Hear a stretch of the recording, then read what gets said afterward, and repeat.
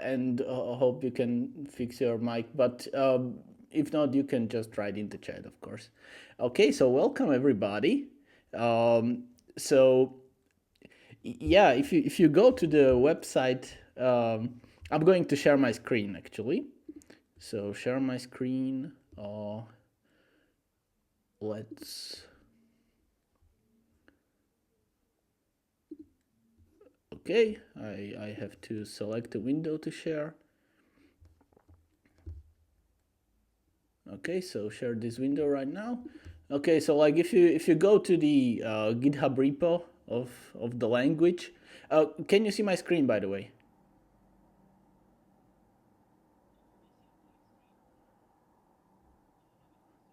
Ah, okay, just took a while. All right, great. Yeah, so if you go here, I wrote down this tutorial, which like you can get the language from the tutorial, of course you can, but recently I realized it's a very wrong way actually to start learning the language, because it starts from, well, the process syntax, which is core to the language, but it's like the most unfamiliar way of writing programs for anybody coming to the language, and the language has a different, and even the idiomatic way is different. You're not gonna be using the process syntax all the time. It's just like what it is under the hood. So uh, so in this call, I'm gonna try to make a tutorial on starting from a different angle, starting from like what it feels like writing in this language in a familiar way, and well, then maybe we'll even get to some process syntax, but maybe even not. Like let's see, in this language we can write pretty natural programs that are like familiar to functional programmers and stuff like that. So let me now change the screen. So I have to always switch, right? Like if I want to share a different window. Okay, so let me share this window now. So VS Code. Okay, if you want, you can be following along. It's very easy. If you already downloaded the playground, I recommend pulling again because I did some last minute changes before this call. But essentially, you just go to the repository. I can write the repository in the chat. Just a moment. Uh, you clone it, and if you have Rust installed, then you can just you can just cargo run it. That's all. So now when I cargo run, of course there's gonna be now again a different window, so I once again have to switch sharing. Okay, this is pretty annoying. This will be the final one. Okay, so I should now be sharing the playground. So do you guys see the playground? Okay. All right. So let's start treating this as a regular language. Recently, I added types. So we will be going with types from the beginning. There is now this type checkbox. You can turn it off. Like it's still possible to go without type checking, but we're gonna be using type checking. Okay, so here at the top level, here on the left we have an editor, and here on the right we can be playing with what we write. So here in the editor, at the top level of code, we can do like global definitions, and also use declare to add types. So let's start with the simplest type. So what is the simplest type? It's the unit type. So like in Rust, it would be like the empty tuple, or in, I don't know, Python, it would be like none, or like a type that only has a single value. And in PAR, it's quite maybe unusually signified with the exclamation mark. So here I declared a type for this global definition unit, and I declared it as the unit type. This is the unit type. The syntax may be unfamiliar from the beginning, but it all kind of makes sense in the big picture. I hope we'll come to that understanding over this call. Okay, so this is how I add the type, and I do define unit, and here we go with equals, and the value for the unit type is also exclamation. So if I do this now, it compiles. That meant it type checked too, because we have this turned on, no errors. And now I can run. So any definition I put here, I can run. And as you'll see, well, not sure how much of that we're going to see, because we'll mostly be working here in the editor and type checking the code. But you can run any definition. It can be functions, it can be anything. So it will always make like some little user interface actually for any definition, depending on what it does. And here unit type, it just prints break. Okay, break, it just means it just means something reached the end of its like process, and the unit type is exactly that. Like it's a value that just finishes immediately. Okay, so that's the unit type. So what else is familiar? Sum types. Those are very important. So we can also declare types here. So I could also like do this and then have like unit, but of course no point for that for the unit type. But sum types. So we can declare a bool type, and so sum types we use the either keyword. Then we add curly braces, and here we enumerate the alternatives. And once again, a little bit of unusual syntax maybe, but the alternatives start with a period, and there is the alternative name, okay, and then followed by payload. So these are normal sum types that have several alternatives, and each alternative has a payload. And it has to have a payload. So if we just want to have like a bool, which like, okay, it's just true, it has no payload, we do the unit type as the payload, or we can write it like this or like this. I'll write it like this so it's clearer. And then there is the false variant, and we also write the payload as an empty unit payload. And now I can do define, or I can do once again declare. I can declare like global constants of type bool. So true, false, bool. Okay, define true is, and the values of an either type are written exactly like this. So I write the name of the variant with period true, and then the payload, and the unit value is this. So it's just simple as this. And let's see if it type checks. Of course, it type checks, and I now have these in the run button. So okay, now this prints true and then break, and that checks out with the value itself. It selects this true variant, and then it finishes.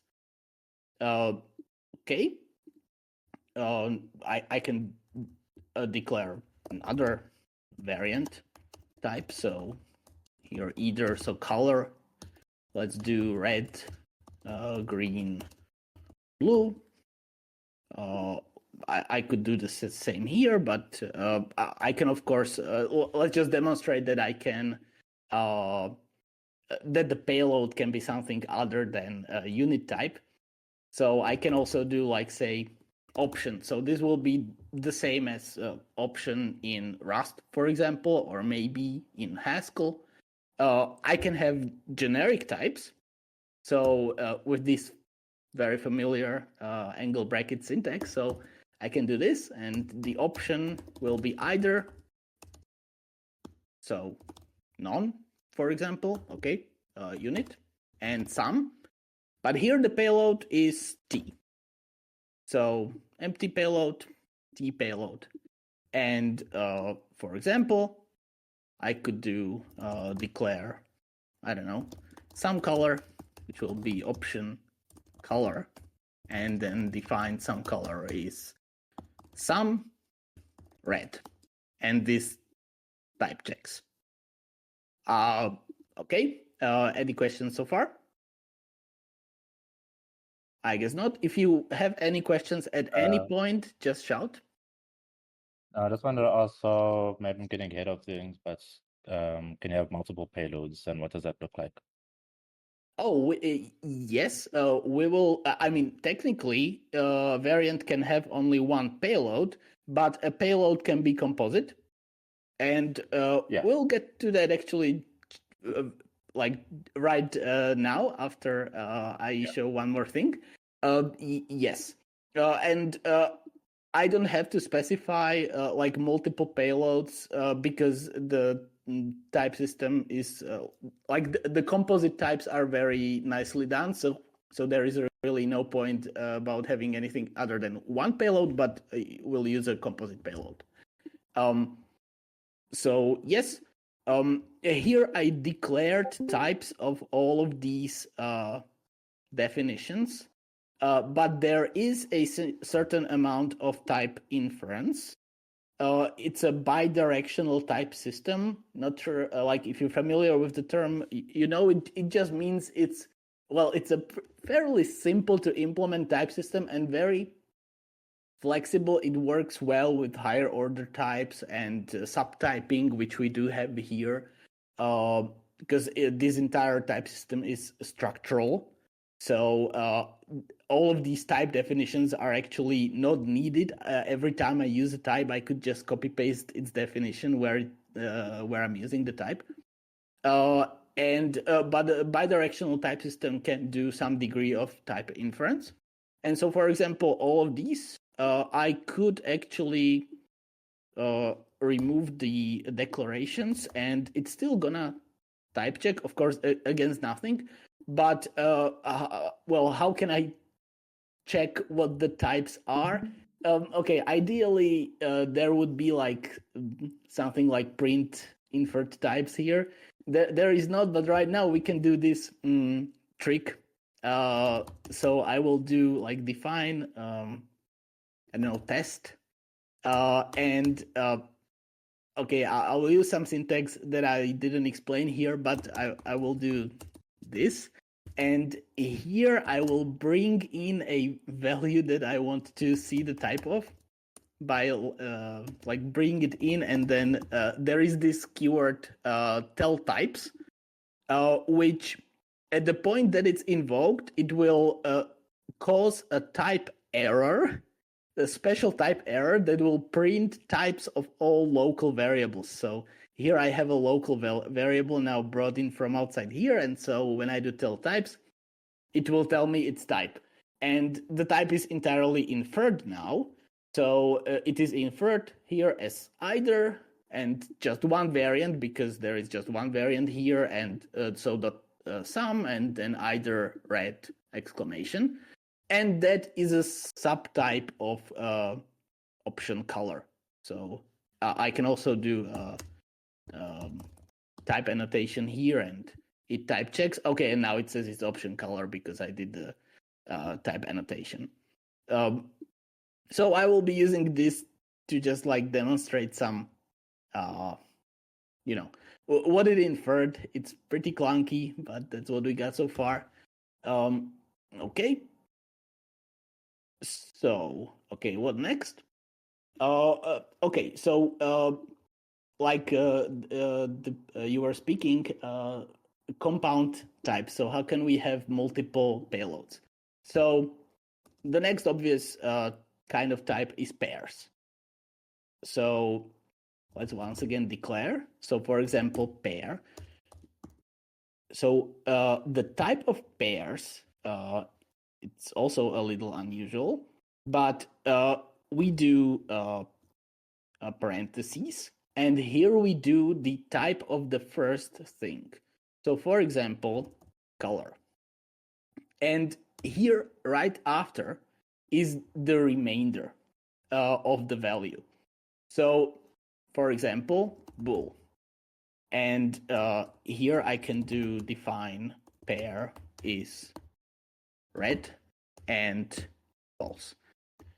And this type checks just fine. I can now print the pair and it's red and here's false.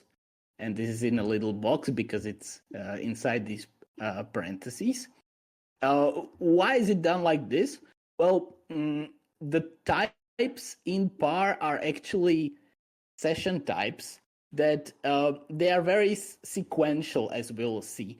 All of them have some form of like, okay, now it's this, and then what's next? And the next can be very long. So we don't want to be doing something like forcing people to do this and like nest the remainder. And this way you can also, like, this extends to arbitrarily sized tuples. So I can do like second is bool, and then is another color, and then is a bool. And actually, if I don't like the last element being like outside like this, I can just put it here, and I can finish it off with a unit. And now I have a 4 tuple, and I can write it like this. True and bam, and this type checks. And I can also print it. Well, now it's not a pair anymore, but it's a 4 tuple. But this is how it works. So then if I wanted to, I don't know, like, what's a good example of a variant type that needs multiple things in a payload? That's not recursive, because we'll get to recursive types. There's also something special about them. I don't know, 1, 2, or 3, and it's gonna be like of t, and it's gonna be like 1. It's gonna be just t, 2. Let's do it like this, and 3, t, t, t, bam, and this is just fine. Okay, so that's about pairs. I'm gonna add some padding here, so because I like my code to be up. I hear something in the chat, but I cannot. But I don't see it now. But let me take a look there. Okay, you're just talking there. Okay. Okay, and once again, if you got any questions at any point, just shout. I don't want anybody to get lost unnecessarily. So that's like product types. Okay, now what about functions? So functions. So let me declare like this. So for example, we would like to be doing a function that's like, okay, negate. So that's negating a bool. So syntax for function types is square brackets. So like products are parentheses, functions are square brackets. So here goes argument, and here goes the rest. Like the pattern is the same. It doesn't nest. So here we are taking a bool, and well, what's the result? Is a bool. And if we wanted to have a function with like multiple arguments, like end, then we just do this. We just take in another argument. So, but let's do a single argument function. So negate. All right. Well, let's define it. And the syntax for a function value is also, so we take in a bool, and now we need to do something about it. So a bool is a variant. So we need to be somehow able to match on it, right? The syntax for a lot of these things is very concise, and a syntax for matching is I put a value that I want to match on. I just do curly braces, and here I'm matching. There is no keyword. I'm just matching here, and so how do I match? I mentioned the name of the variant, and then I need to bind the payload somehow. So I can bind it to a variable like this, but the payload is unit, and I don't want to be really binding it because I'm not going to be doing anything with it. So I just want to get rid of the payload, but I do have to get rid of it. So I can get rid of the unit payload with a question mark. So it's like an opposite of exclamation. Now you might be surprised at this point, like, why is it not exclamation, like pattern matching? Because like in normal languages, you know, when you are pattern matching, like you can be doing like let x, y equals 1, 2, and it looks the same on the left and on the right. Here in PAR, it looks different on the matching side than it does on the like the construction side, and that is intentional because the operations are opposite, and the operations that we're gonna see on the matching side actually are the same, like the same as we will be using for like equivalent operations on the construction side. It is consistent, as we will see. This question mark is not a special case here. It can be used in other situations too. But what it does, it destructs, it consumes the unit type. Okay, so we match on true and destroy its payload, and we construct the result. And for false, we also construct the result. Does it type check? It does type check.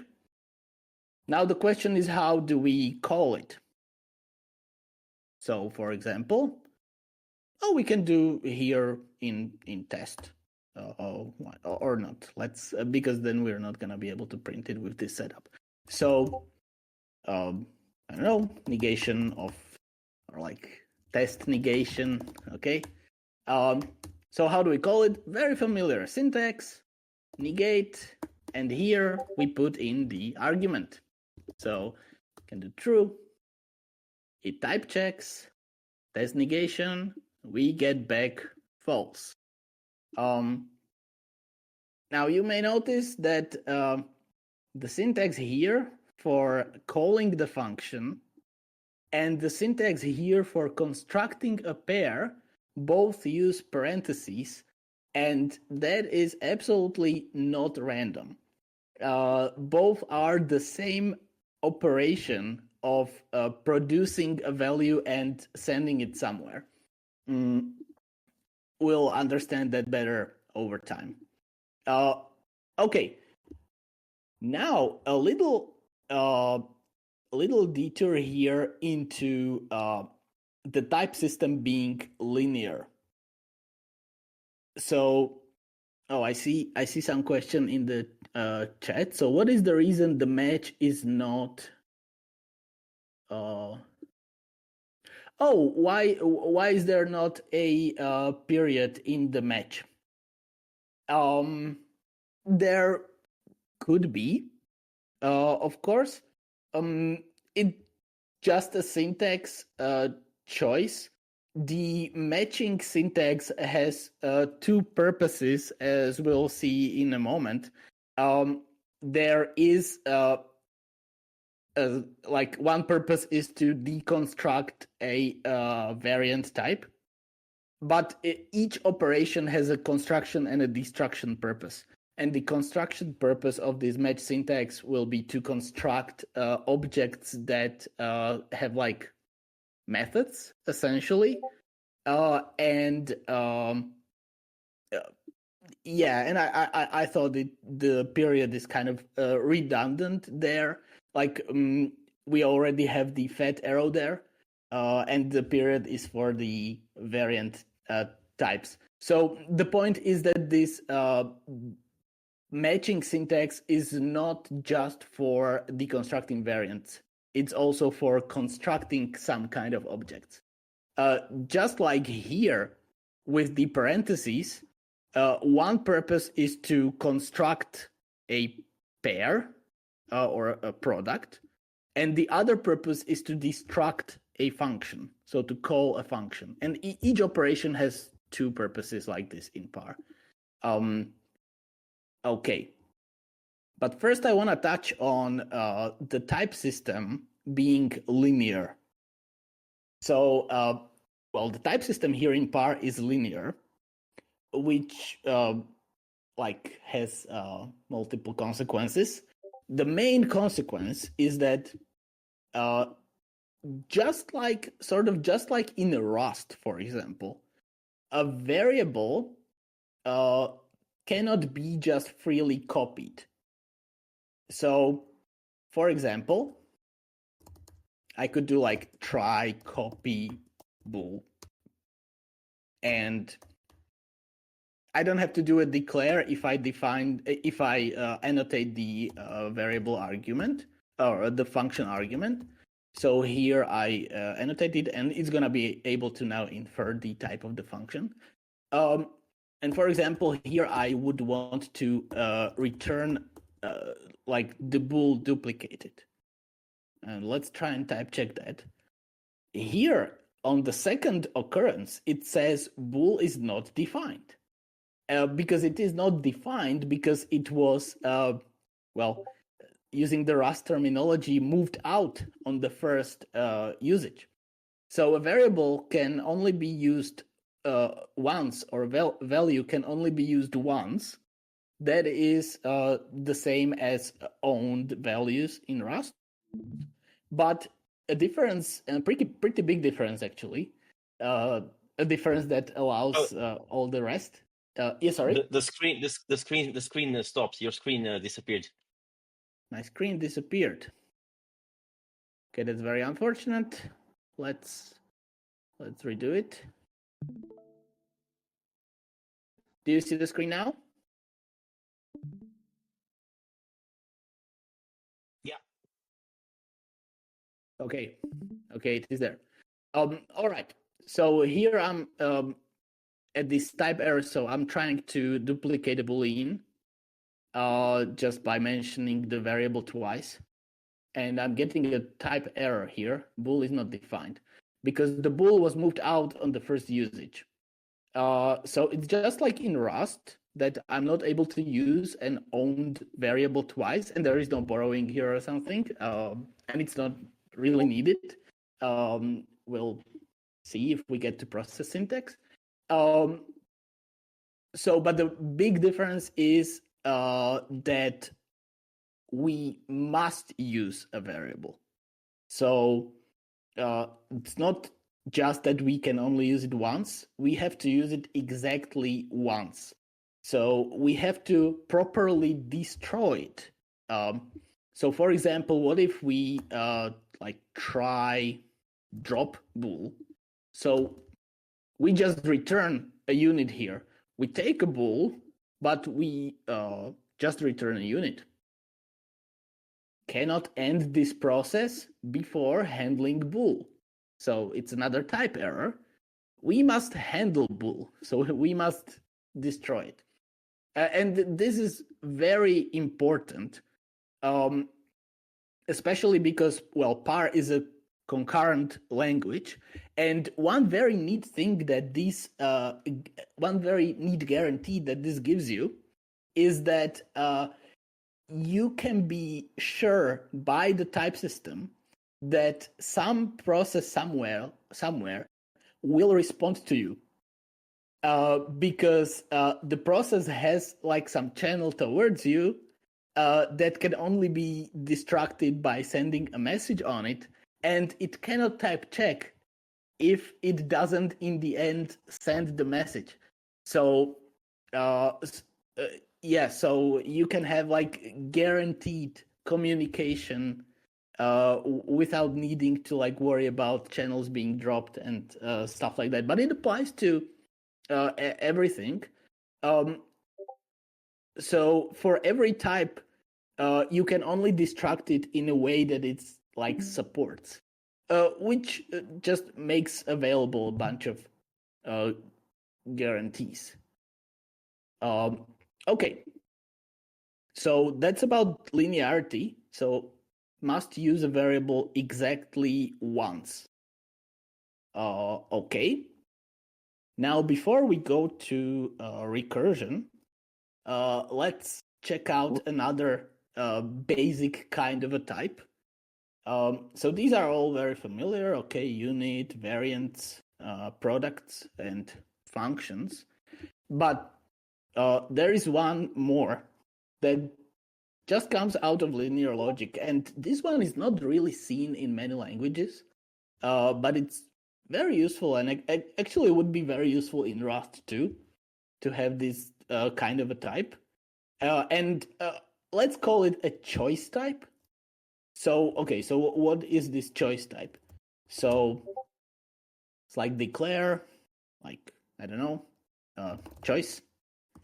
So the syntax for a choice type is just curly braces, and that makes some hinting towards this, because we'll be constructing it just that way.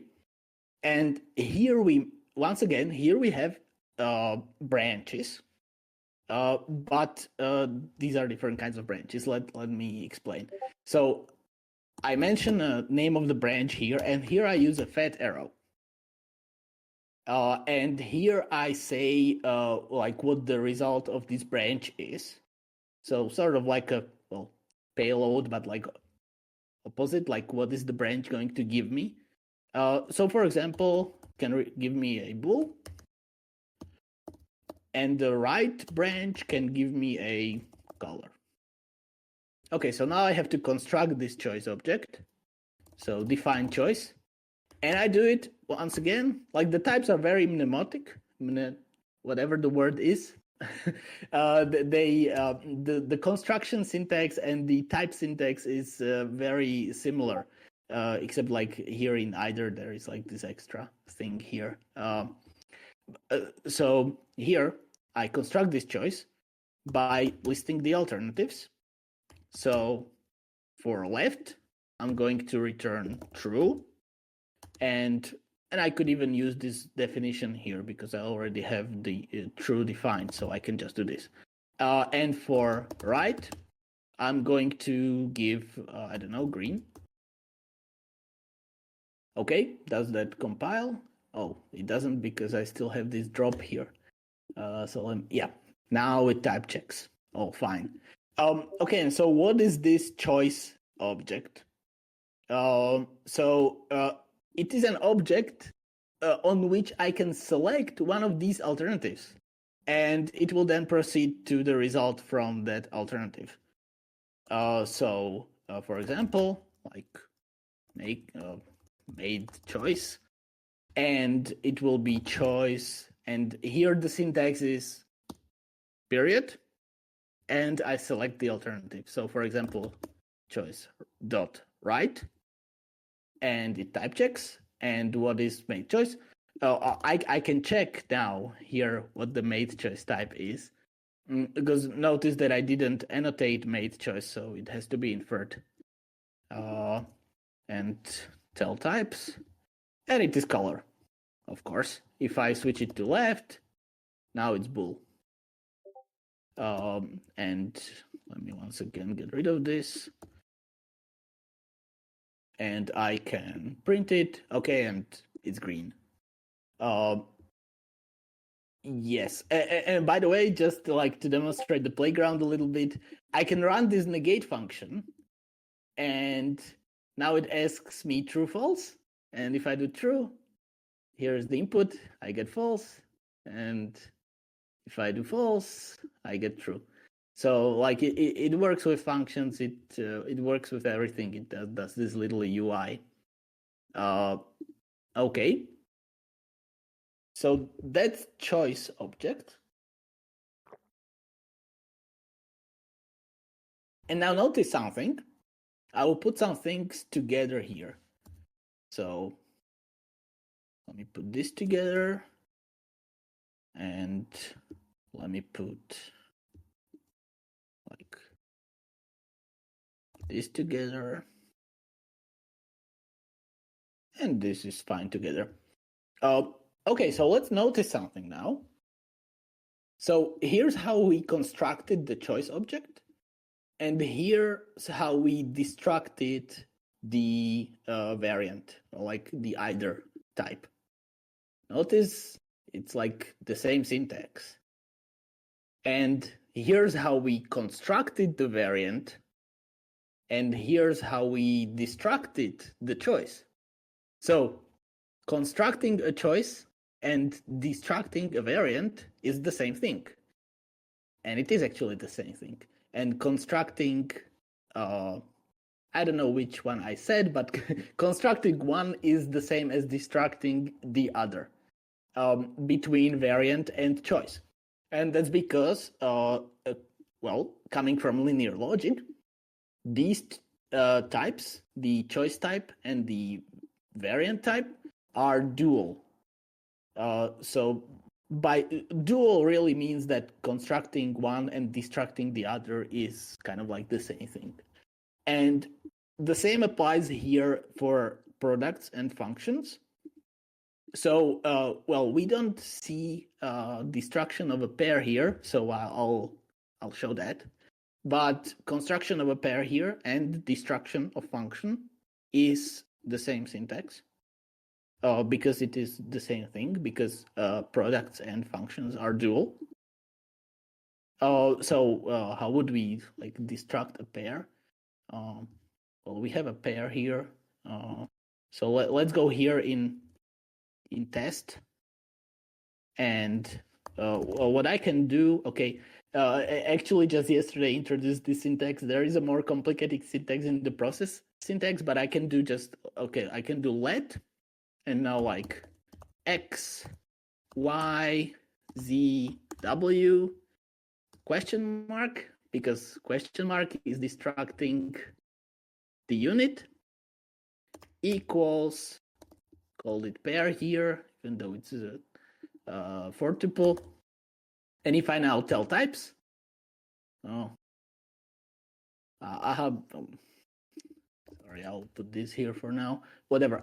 Okay, tell types, x color, y bool, z color, w bool, because here we have color bool.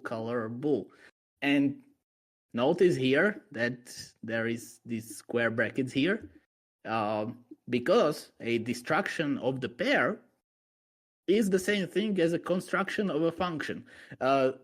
Think about it like that. Like, what's a construction of a function? It's I take an argument, I take something, and a destruction of a pair is I take the first thing from the pair, I take the second thing from the pair. That's why it's like the same thing. This is it's taking, and construction of a pair and calling of a function is both giving. So that's how taking and giving dual things. That's how it's the same thing. Let me take a small look at the chat here. Okay. All right. Well, let's continue. Okay. Any questions at this point? This is like concludes the major type kinds of types. Variants, choices, products, and functions.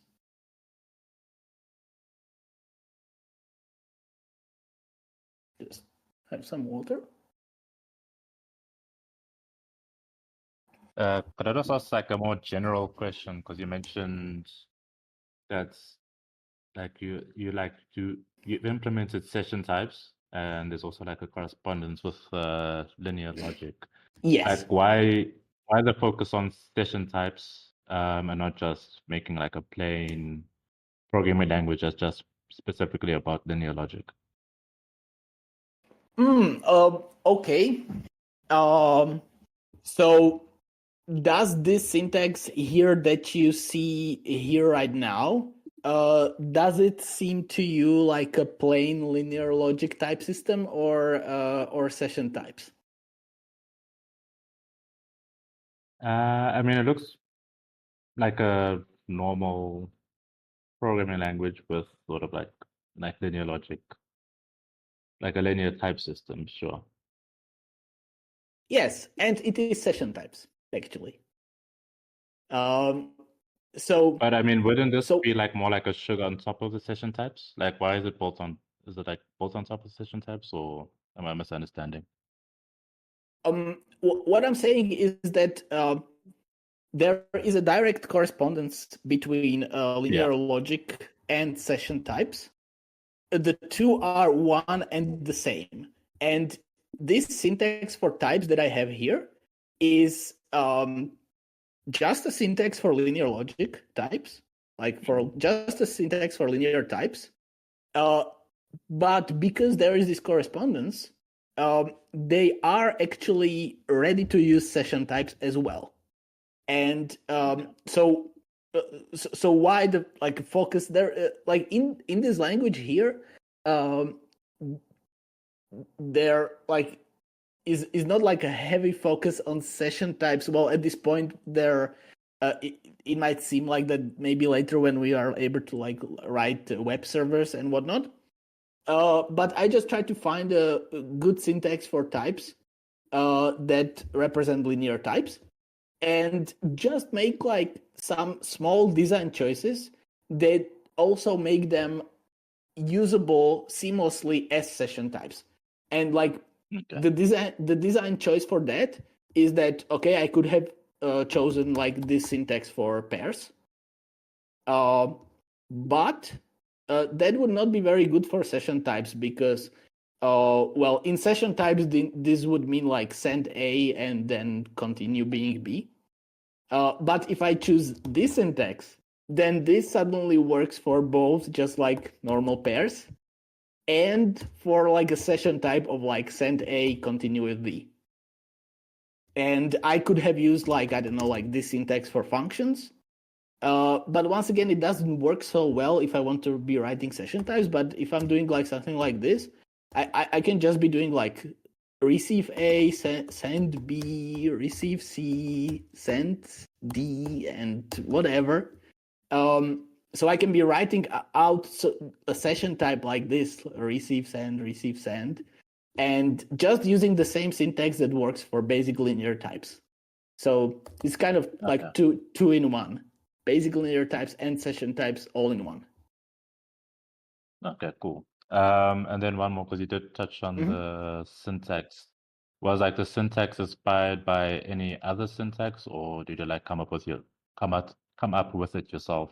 So like for like the function types, the parameters are like in the square brackets, and the return seems to be like not in the square brackets. Like, where did that come from? Right. So okay. So the main inspiration for this syntax is actually from this paper called I will write it in the chat, called what is the name? Propositions as Sessions by Phil Wadler. And there he uses a process language called CP. And CP is the main inspiration for here. Like the CP is still quite different than what I have here. But the inspiration for like using these two brackets as like for that and for that comes from there. Although CP actually has its the other way around. Like in CP you write like this to send and this to receive. But I thought that the other way would be better because calling a function is already like customary to be with parentheses. So I swapped it around. But like the main inspiration comes from there. And then, well, my goal was to come up with a syntax for a linear types, but like for full linear logic, because like there are multiple fairly successful attempts for like linear intuitionistic linear types. which deal with like resources, sort of like Rust, and like that's not that hard. But I haven't found any like a successful attempt at a syntax for full linear types with full duality, which induces concurrency, and very actually pleasant way of writing concurrency, which is possible here in PAR. So I haven't seen any successful attempt at that really. There are papers that like try different syntaxes, none of which seemed like actually usable for a practical language. The CP language is also not practical, but I saw like some, like to me it did some things right, and so I picked it as a start. But then pretty much had to come up with the overall syntax myself. So yeah, it's pretty novel syntax. Okay, cool. Thank you very much. Yeah. All right. So we got the basic types here. So what's interesting actually is, well, to get something actually interesting, we need some recursion, right? Okay. So here I want to preface with that PAR aims to be a total language. Now that is a very big goal, because there also isn't really, to my knowledge, a successfully practical total language. Now, what does total mean? That means, well, that it cannot crash, aside from like the unavoidable out of memory error. That's not really preventable. But also that it cannot enter an infinite loop. So mathematically, every valid program is like well defined. It has a like a defined result value. And okay, so that's one aim of PAR, which I think I'm actually like there. Like I think I successfully got to a point where it's actually feasible, as we'll see. Okay, so well, the first thing towards that is that, well, how are we gonna write recursive types? One could expect something like this. So, for example, let's be writing a list. So, list of t, and okay, it's gonna be an either, right? And just to mention, this is the wrong way. So this is not how we are gonna be doing it, but I want to show it. So variant empty, nothing. So just a regular like Haskell list, and item. Okay, what are we going to be having here? It's gonna be a t, a product. So a t, and then list t, right? And this is not actually supported, because here in PAR we make a big distinction between recursive and co-recursive.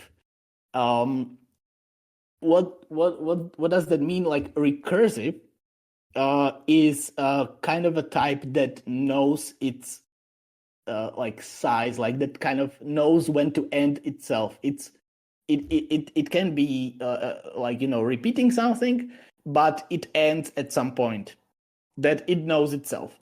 And so on a recursive type, we can be doing like we can be consuming it recursively, like folding. And a co-recursive type, on the other hand, or here we call that iterative, that one can theoretically go forever. So it can repeat forever, but it needs to be like unfolded from the outside. So like it needs to be like it cannot execute, like it cannot be folded on, because it cannot tell when it ends, because it might never end. But it can be like progressively unfolded. Okay, so that may be confusing, but we are going to get two examples here. So a list that's gonna be a recursive type because it knows it has some end at some point. It knows where it ends. We gotta be able to consume lists of any length. So okay, we don't write this. This is not supported. If you gonna this will not cause any harm. But if you're gonna start writing functions on this, actually there is currently no check against this in the type checker. But the type checker may actually get into an infinite loop while trying to type check that. So just a warning, that's a bug, of course, that's gotta be fixed. So here's how we write a recursive type. We write recursive here at like what we want to recurse on, and instead of repeating this, we write self. So this self binds to this recursive here, and so we have a an anonymous recursive type, which once again means that we don't actually need global type definitions. Whenever list is used, we can just copy paste this and it works just fine because it's an anonymous recursive type. Okay, so this is how we have a list. Okay, let's try an example list. So for example, I don't know, sample list, which is gonna be a list of colors. And so define sample list. So for construction, constructing a recursive type, it doesn't involve any special construction syntax. I sort of just like pretend that this is not here and that this body kind of like pastes into itself. So I it's just like this self just means that this gets repeated here. So I can construct this. Okay, so I can just do empty. Oh, I have these del types again here. So I can just it compiled. Okay. But I can also add an element. So let's just get here on the next line. So I can add an element, and what's next? It's this. So I am, and I can add another element.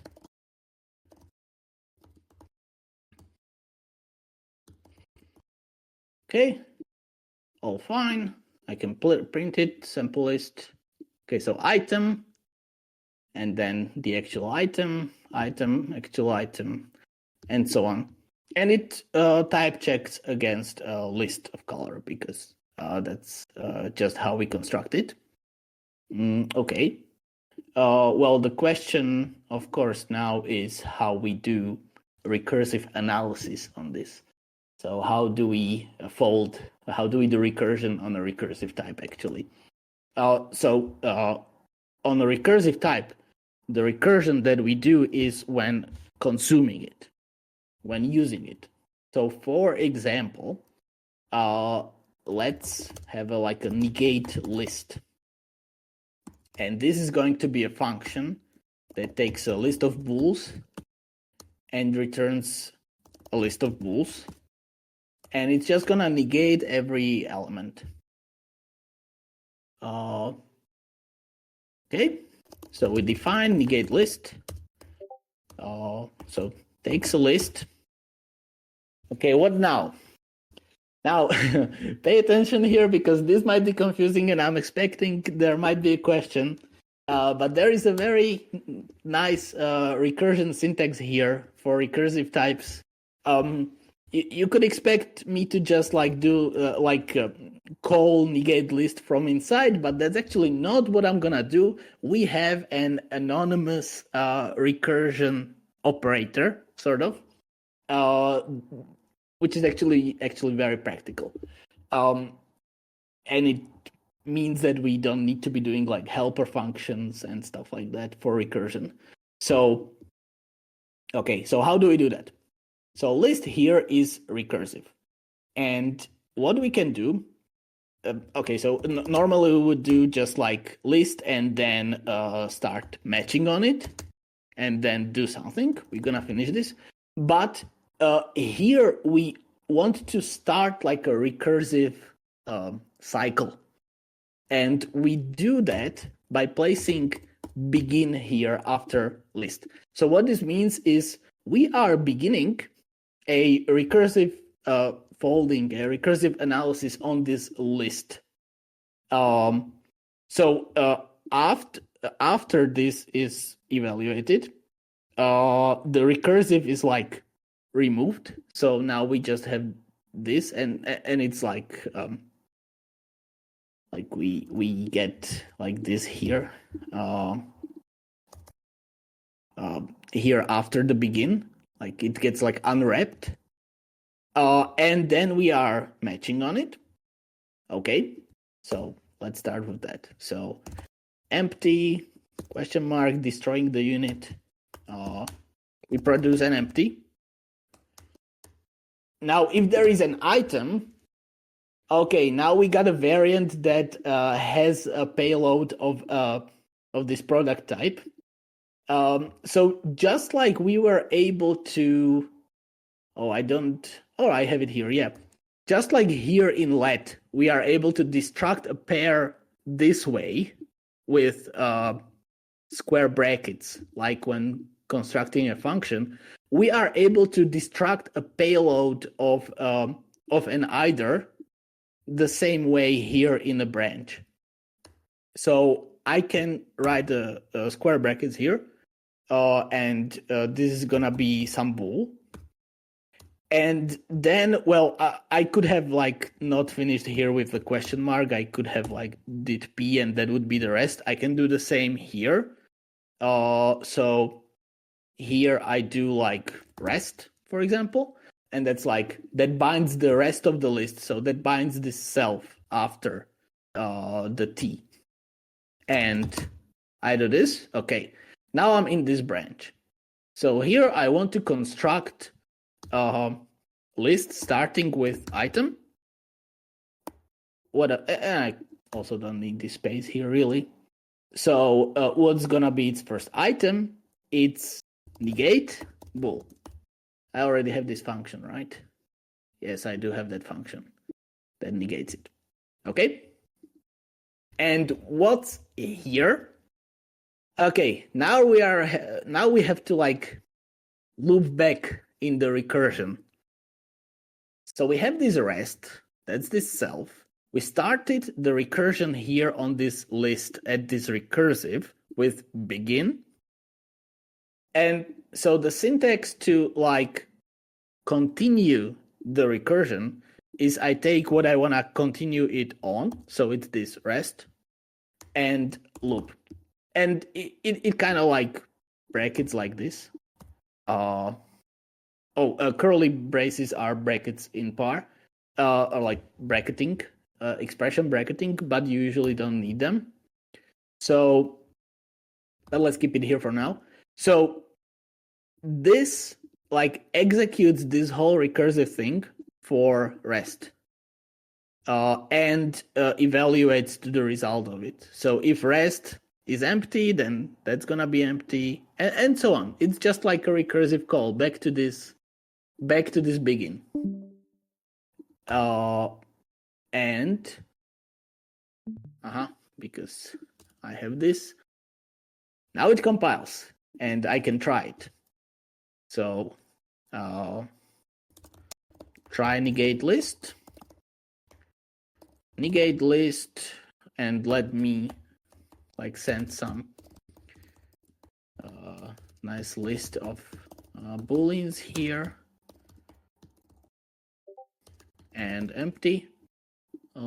Type checks. Okay, let's see if it works. Where do we try negate list? Oh, and it's true, false, true. Just the opposite of what I wrote here. Okay, so that works. Okay, does this make sense?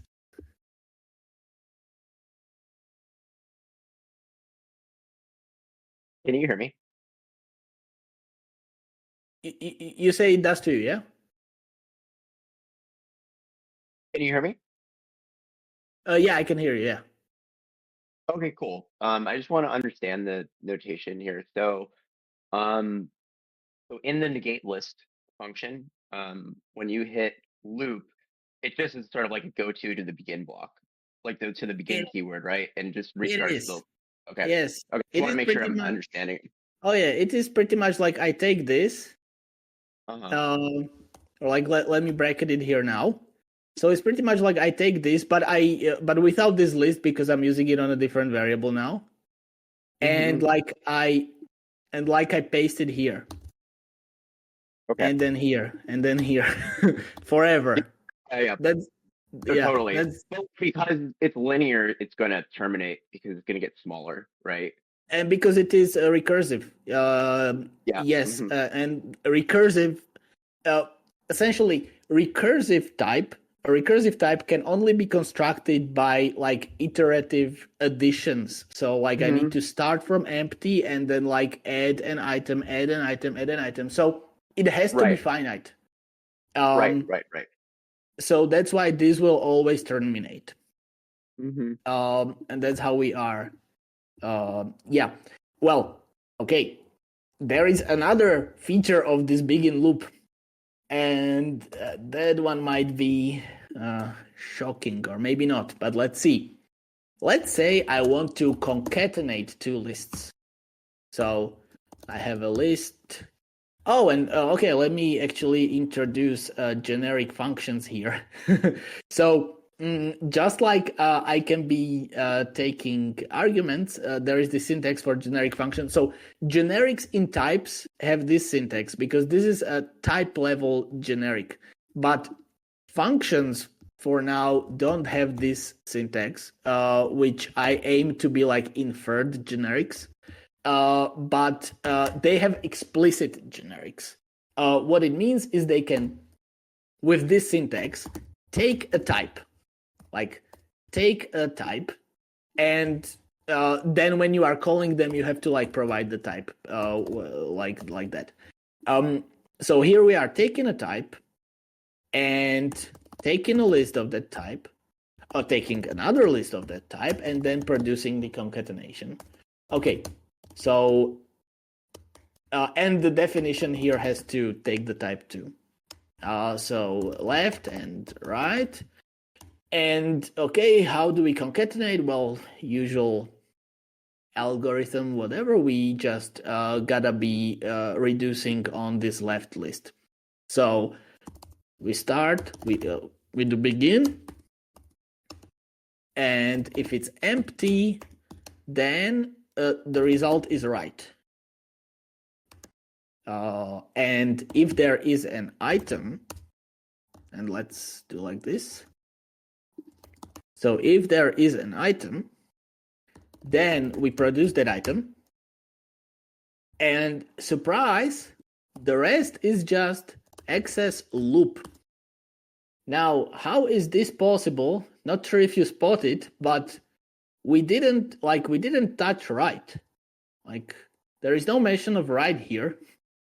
And that's because, I mean, if you just expand it like I did, there is a mention of right here now. So that's where it goes.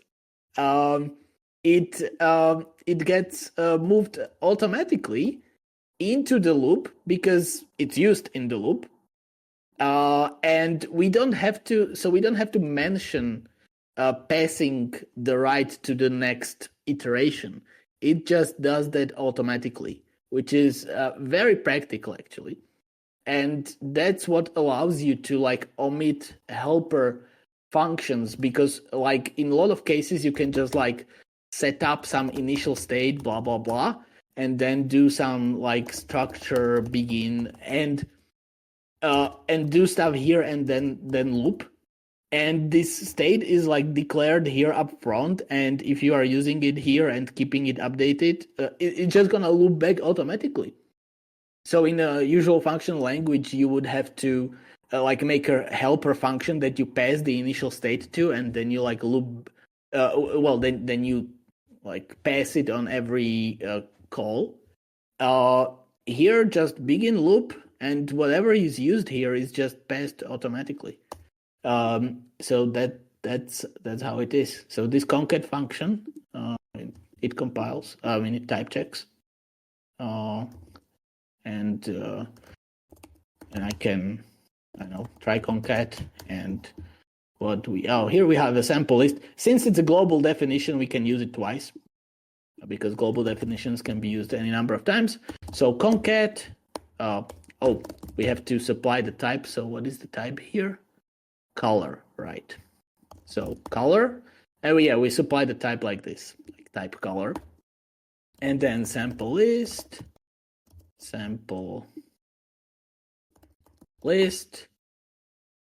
compiles, and try concat. Wow. Looks like there might be a bug here because this does compile and type check. You can do show compiled here to show you like compiled pure process syntax. It's just wonderful. Okay, I have a bug here. Sorry guys, this I will fix it right after this stream. So this should absolutely run. Yeah, sorry. We'll fix. I probably know where the bug is. Okay, so context gets carried over automatically. Zero problem. And not gonna be trying this now. Only after I fix it. Okay. So that's about the recursive types. Of course, self can be mentioned multiple times. So we can have like a tree, type that branches. Okay. But now what about the dual? Everything has a dual. I said there are recursive types and there are co-recursive types. And there are. The co-recursive ones are called iterative. And sorry, I have to plug my laptop to electricity. So just a moment. Unfortunately, it means I have to change microphone.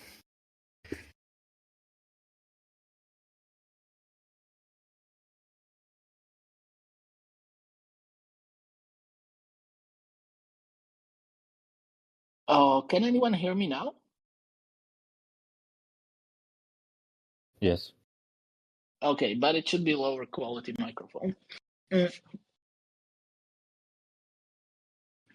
Okay, so co-recursive types, they are iterative.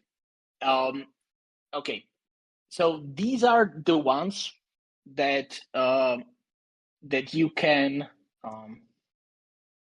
Well, let me show you. These can be used for example, infinite types. So, for example, we can make a stream like this of t that's iterative, and this is supposed to be like an object that can give us any number of t elements as long as we keep requesting. And so an infinite, it can't end. We could make one that ends, but this one will not be able to end on its own unless we request it ends. So it's gonna be a choice object, iterative choice object, that we can close. In this case, it becomes unit. So it dies. And next, which produces us a t, and then it loops back. And here is a loop keyword. So for recursive itself, and for iterative, it's loop. And that's not random. That's like these are connected because the recursive analysis of a recursive type is actually we are co-recursive here. Okay, so how would we construct iterative type like this? Let's say we want to do like typical red forever. And that's going to be a stream of color. And we just want to keep producing red forever. So red forever is, and okay, so here's another case of a dual thing. So like calling, not there, but calling a function like this goes after something, and constructing a pair. It starts with the expression. So this begin goes after what we are analyzing with recursive, and we start with it when constructing a co-recursive or iterative type. So we just do begin, and well, now we are supposed to construct this choice. So that's just like this.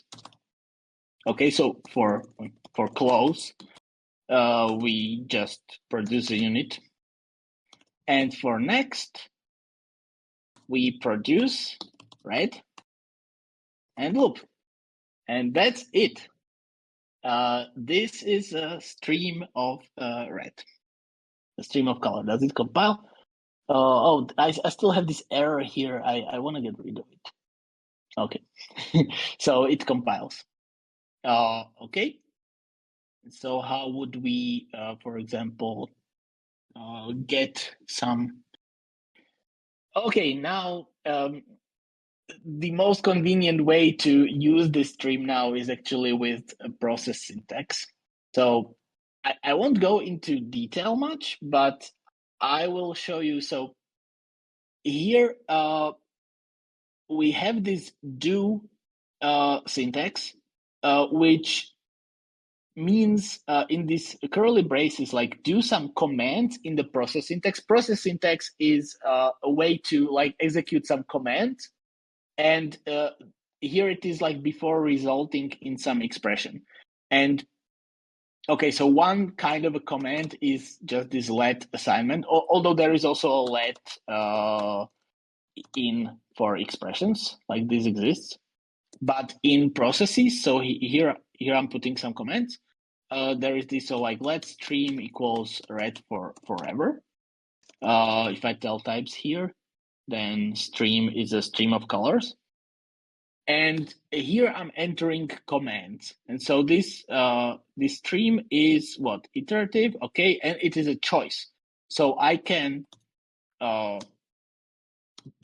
choose next on it, and then I can receive this value. So just like elsewhere where I'm like receiving with square brackets, I can receive this value with square brackets. So I can do like color 1,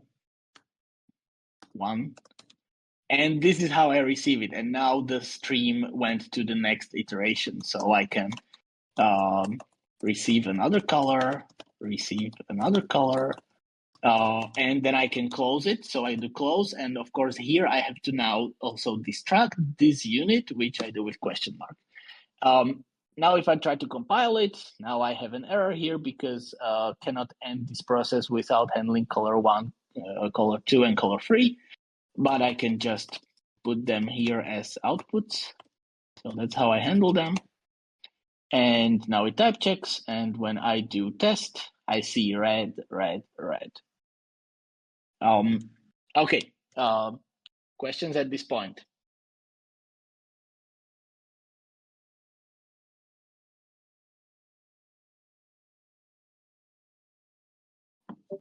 Because I'm thinking probably when it comes to material, actually I think I'm gonna end here. Like we covered a lot. Just to recap, like we covered unit, either, products, functions, choice objects, recursion, recursive types, like constructing recursive functions, calling, using everything, even generic types, generic functions, constructing iterative, so co-recursive types, constructing them and using them, scratching the surface on the process syntax here. So that's quite a lot. So I think that's gonna be enough of material for today. So if you got any questions, go ahead. I'll just give a little bit of time, and like if not, you can always ask in the chat, of course, in Discord. yeah, if something occurs to you, tell me now.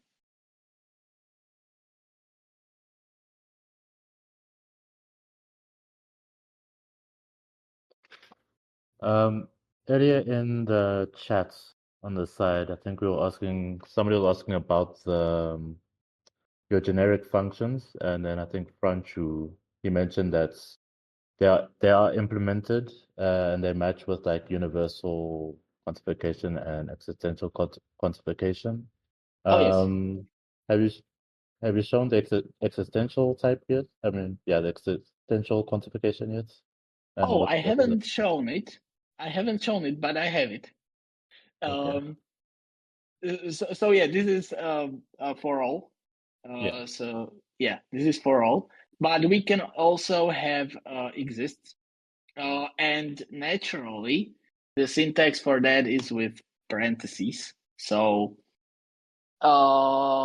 okay, let's like do like this, like, I don't know, anonymous or like unknown value. It's gonna be very bad because you're never going to be able to destruct it if you don't know the type, but you can surely make it. So it's existential, so exists type T, and we have the T. And so now I can declare some unknown will be, it's supposed to be generic. So it's gonna be unknown value. Oh, no, sorry, it's existential. Right. So of course it doesn't go here, the type is hidden. Okay, and so some unknown, but I might hit the type checker error here because I had a one there that I need to fix. Let's see if this works. So type color. So this is how I construct it. I just put the type and now this, and type must be known at this point. It is known. Oh, it's not because there was a letter missing here. Okay, it type checks. Okay. Oh, that was a runtime error. That was not a type checker error. So yeah. So now I have this existential type. This specific one is very useless because now if I have like something of unknown value, I cannot do anything to it because the type is hidden. So I cannot even get rid of it because of linear types. But there are use cases for existential types, and this is how I can construct one. Okay, yeah, that's very cool. And then, so like, yeah, obviously there's a dual for like everything in the language. Is there like a operator for dual? Like, what would that even mean in this language? Like, if you try to, Right. Yes, there is actually. So of any type I can make a dual. I don't have right now a way of printing types like computed types or something like that. But there is an operator for doing duals. It's this chan. That makes sense with the process syntax. yeah, So this does a dual of that, and I cannot print this type for you now, but like I know dual stream, but I can tell you what it's gonna be. Here, so cannot print this, but what it is gonna be well, we dualize everything. So okay, I can write here like what are duals. So recursive and iterative. Either and choice, like let me write it like that. These are dual. Then this, so sending and receiving, these are dual. And what else do we have? Unit, and then there is this question mark, which actually is a type. The dual of unit, which is the linear logic bottom. And so the dual stream, so these always swap, right? So dual stream is, so since this starts with iterative, it's going to be recursive. now we have a choice, so this is gonna be either. The alternatives now start with close and next. The payload here is unit, so here the payload is question mark. Bottom here, this swaps t, and loop goes to self. So this is how it works. And every type has a dual. And you can really do some fancy stuff with the process syntax with essentially you can construct any value by destructing its dual. So and you can actually do it. You can learn more about that if you go in the current README, which starts with the process syntax and like explains it. I thought this was a better way to like introduce the language, but there is this entire process syntax that allows you to do really like fancy stuff with this with these dualities. And yeah, there you can construct, for example, like construct a list by destructing its dual, which is essentially generator. Like in Python you have like yield, and in some languages you have generators, and you get the same thing here by constructing a list by destructing its dual, because the dual is like a generator handle. And so yeah, won't go into it now, maybe another call, but all of this is available. Okay, cool. That sounds very cool. And then lastly, again from the chats, I did ask because somebody was asking about like your unit and bottom type because they look like what's it called? They look like the exponential connectives in linear logic notation. And then I wanted to also, and then it was clarified that it was unit and bottom. And then I asked about the empty type and the top type. What do they look like? Okay, so yes, these use like the notation for exponentials in linear logic, but they are not. Yes. Sorry for that. No, it's fine. You know, Because Jira I know picks that's some I think that's notation. from what's it called? Session types, like for send and oh no. Yes, they use like for sending, but for that we have this for sending and receiving. They use yeah, like you gotta like confess. Initially, it was not exclamation and question mark. It was actually this. For a long time, these were the unit and the bottom. It's very reminiscent here, just empty, and it makes sense, but it's kind of reads worse. Like the code becomes more cluttered. I essentially change it to this simply because like it uncluttered the code a little bit. Okay, cool. And then what about the empty and the top and empty, right? Yeah. Easy. So 0 is there. We go. That makes sense. And top. There we go. Okay. That was very simple. So yeah, empty variant type, empty choice type, and you cannot destroy this. Like if you get a top, just like in linear logic, top cannot be destroyed. So, and this cannot be destroyed because there are no variants here that you could like destroy it with. So if you get a top, you have to keep it forever. So like, of course, it's like pointless, but top is about as useful as 0, of course. I mean, there are, you know, it's for unreachable paths. Okay. Okay, cool. Thanks. Yeah, all right. No problem. Any other question right now?